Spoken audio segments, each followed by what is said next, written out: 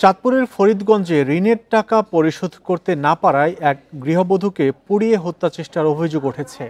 দগ্ধ গৃহবধূ শাহনাজ বেগম ঢাকা মেডিকেলে চিকিৎসাধীন। রাতে উপজেলার উপাধিক গ্রামে এই ঘটনা ঘটে। স্বজনরা জানান, একই গ্রামের বাসিন্দা মোসাম্মদ নাসিমার কাছে জমি বন্ধক রেখে সুদে 40,000 টাকা ধার নেন শাহনাজ। সে অর্থ সময় মতো পরিশোধ করতে না পারায় গতরাতে নাসিমা বেগম কয়েকজনকে সাথে নিয়ে শাহনাজ বেগমকে আটকে ফেলে। পরে কেরোসিন ঢেলে তার গায়ে আগুন লাগিয়ে দেয়া হয়।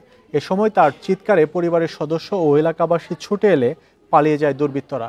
দগ্ধ শাহনাজকে উদ্ধার করে প্রথমে ফরিদগঞ্জ উপজেলা স্বাস্থ্য কমপ্লেক্সে ভর্তি করা হয়, পরে সেখান থেকে পাঠানো হয় ঢাকা মেডিকেলে। শরীরে আগুন দিয়ে হত্যা চেষ্টার ঘটনা তদন্ত করে দেখা হচ্ছে বলে জানিয়েছে পুলিশ।